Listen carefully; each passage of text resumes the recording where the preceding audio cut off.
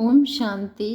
आज 13 जनवरी 2025 की प्रातः मुरली में बाबा ने कहा, मीठे बच्चे, पतित से पावन बनाने वाले बाप के साथ तुम्हारा बहुत बहुत लव होना चाहिए। सवेरे सवेरे उठकर पहले पहले कहो, शिव बाबा गुड मॉर्निंग। मीठे बच्चे, पतित से पावन बनाने वाले बाप के साथ तुम्हारा बहुत बहुत लव होना चाहिए। सवेरे सवेरे उठकर पहले पहले कहो, शिव बाबा गुड मॉर्निंग। प्रश्न है, एक्यूरेट याद के लिए कौन सी धारणाएं चाहिए? एक्यूरेट याद दिलाने वाले की निशानी क्या होगी? उत्तर है, एक्यूरेट याद के लिए धैर्यता, गंभीरता और समझ चाहिए। एक्यूरेट याद के लिए धैर्यता, गंभीरता और समझ चाहिए। इस धारणा के आधार से जो याद करते हैं उनकी याद से मिलती है और बाप की करंट आने लगती है।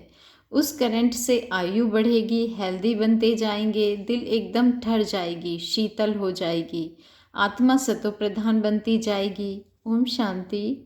बाप कहते हैं, मीठे बच्चे, तत्वम अर्थात तुम आत्माएं भी शांत स्वरूप हो। तुम सर्व आत्माओं का स्वधर्म है ही शांत। शांति धाम से फिर यहाँ आकर टॉकी बनते हो।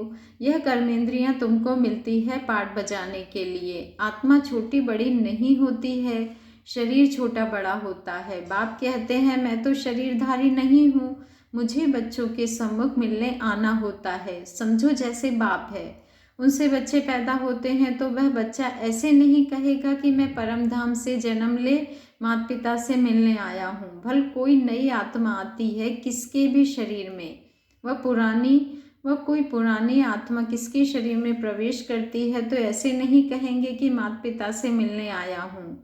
उनको ऑटोमेटिकली माता पिता मिल जाते हैं। यहाँ यह है नई बात। बाप कहते हैं, मैं परम धाम से आकर तुम बच्चों से सम्मुख हुआ हूँ। बच्चों को फिर से नॉलेज देता हूँ क्योंकि मैं हूँ नॉलेजफुल, ज्ञान का सागर। मैं आता हूँ तुम बच्चों को पढ़ाने, राजयोग सिखाने।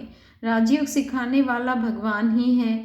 श्री कृष्ण की आत्मा को यह ईश्वरीय पाठ नहीं है, हर एक का पाठ अलग, ईश्वर का पाठ अपना है। तो बाप समझाते हैं, मीठे बच्चे, अपने को आत्मा समझो। ऐसा अपने को समझना कितना मीठा लगता है।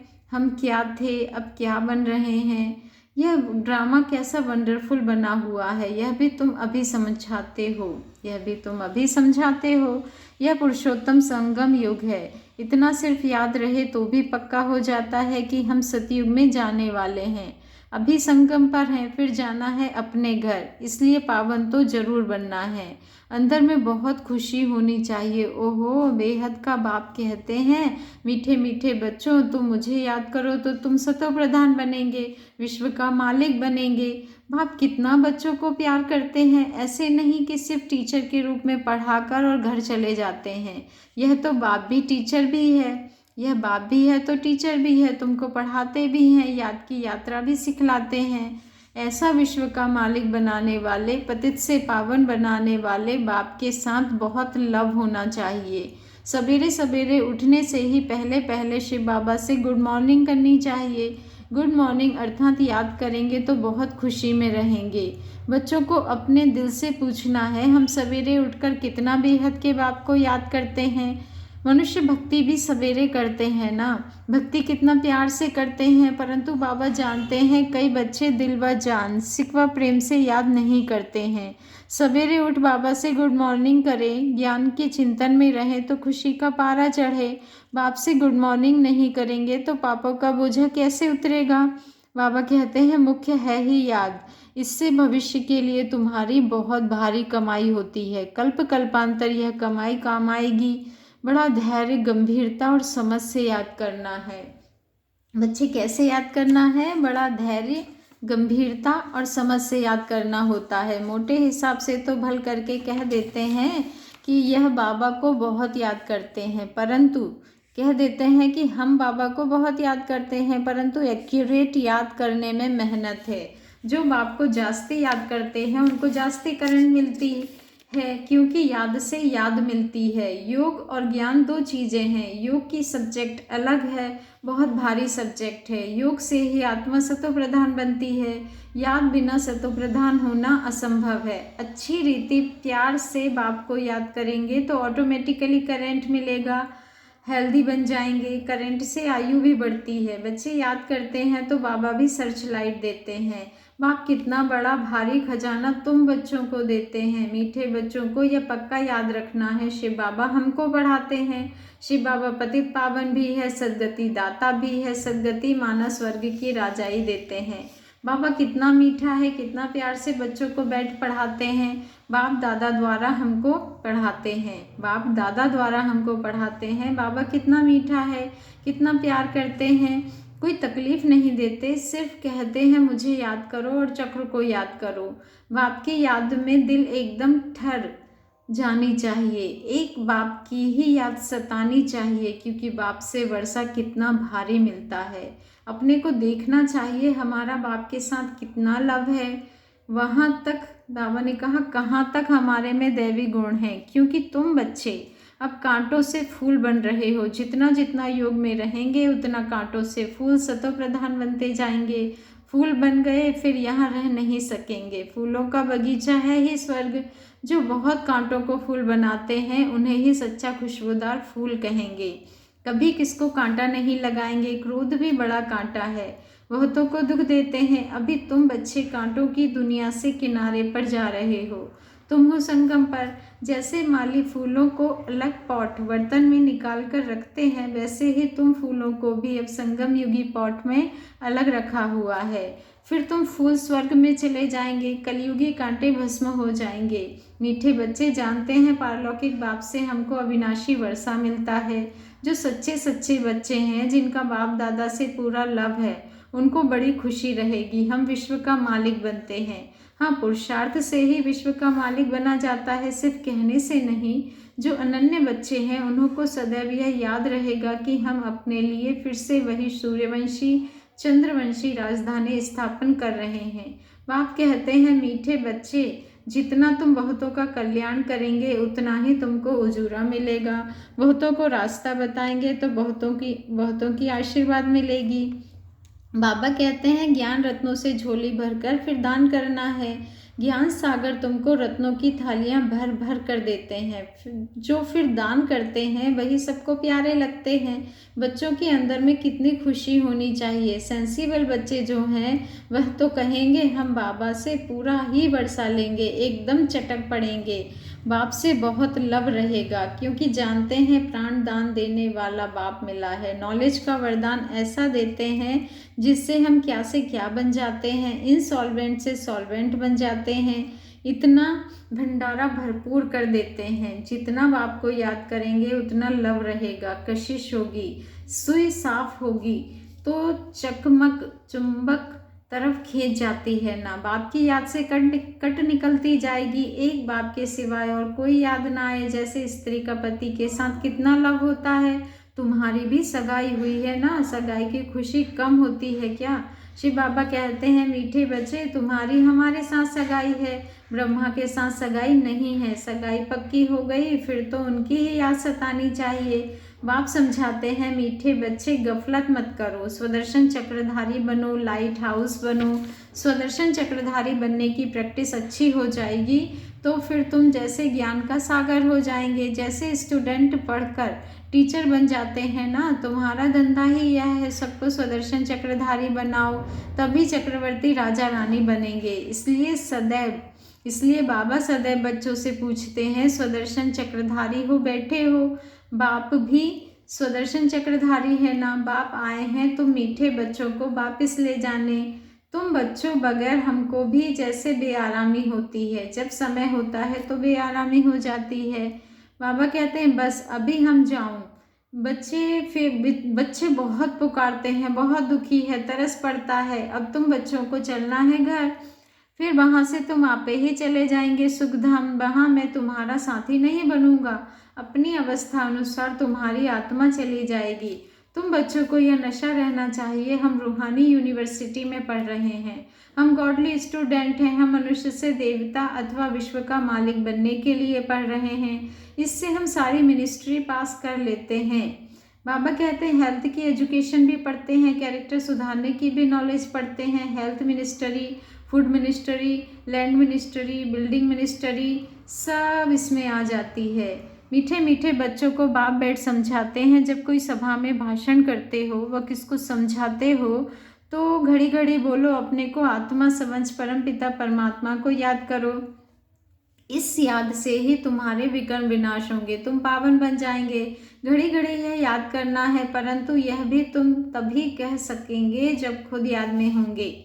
इस बात की बच्चों में बहुत कमजोरी है। अंदरूनी तुम बच्चों को खुशी होगी, याद में रहेंगे, तब दूसरों को समझाने का असर होगा। तुम्हारा बोलना जास्ती नहीं होना चाहिए। आत्माभिमानी हो, थोड़ा भी समझाएंगे तो तीर भी लगेगा। बाप कहते हैं, बच्चे बीती सो बीती, अब पहले अपने को सुधारो। खुद याद करेंगे नहीं, दूसरों को कहते रहेंगे, यह ठगी चल ना सके।